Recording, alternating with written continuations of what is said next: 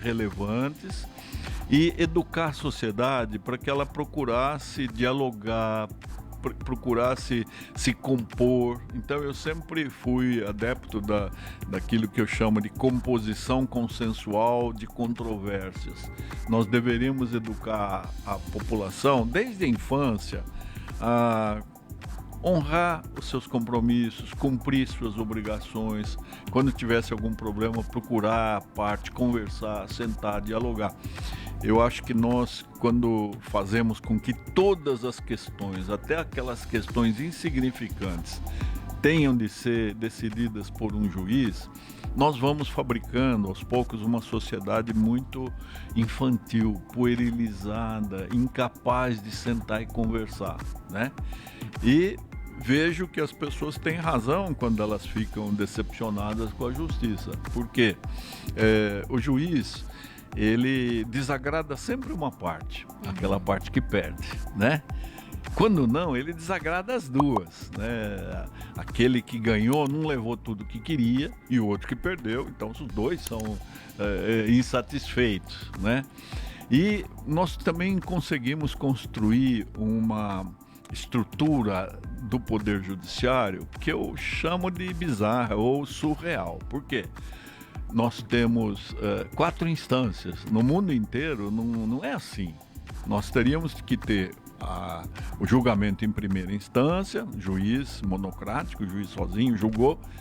Quem não estiver satisfeito recorre para a segunda instância, o tribunal, um colegiado, presumivelmente pessoas mais experientes, e aí teria que terminar.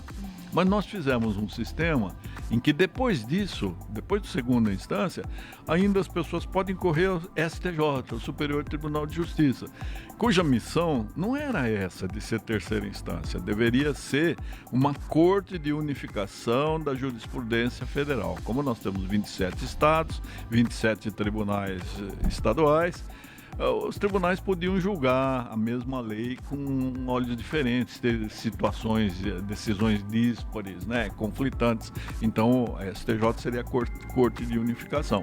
E o Supremo deveria ser só corte constitucional, sinalizar à nação aquilo que é constitucional e que, portanto, entrou no ordenamento, e aquilo que não é e que, portanto, não é lei, não deve ser considerado. Mas nós fizemos esses 4 degraus. Então, hoje, quem tem razão para chegar ao final sofre muito. Então, é um verdadeiro calvário, né? Quem entende o processo também para chegar até lá, né, doutor Naline? Porque é muito. O senhor falando, a gente entende de uma maneira muito didática. Sim. Mas, assim, não é sempre que a gente tem a oportunidade de ser orientado, encaminhado para. Sim, então essa nós solução. criamos, assim, com a melhor das intenções, o Constituinte colocou a advocacia como instituição essencial à administração da justiça.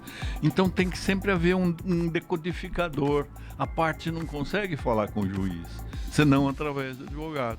E o que nós produzimos com isso? Nós multiplicamos as faculdades de direito. Hoje o Brasil tem, sozinho, mais faculdades do que a soma de todas as outras do resto do mundo. Não pode dar certo um país assim, né? Porque fica um país beligerante. Então, ninguém acredita no exterior que nós tenhamos 100 milhões de processos em curso. Vamos pensar, nós temos 212 hoje milhões de habitantes. Se nós temos mais de 100 milhões de processos, isso significa, porque cada processo tem pelo menos 2 partes, autor e réu, significa que o Brasil inteiro está brigando. Não é normal isso, não é?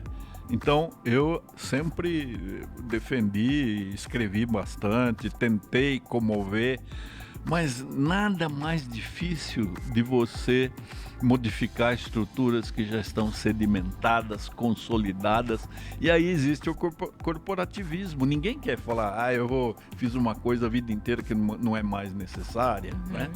Então, mas eu acho que a juventude, né? Ela é jovem. A juventude precisa pensar nisso e fazer aquilo que a gente queria, que era uma profunda reforma estrutural da justiça brasileira, que ainda não foi feita.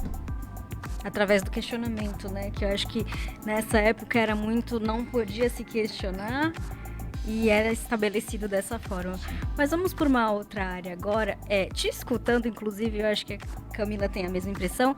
É a impressão de que o senhor tem um espírito de liderança nato. Já nasceu com ele.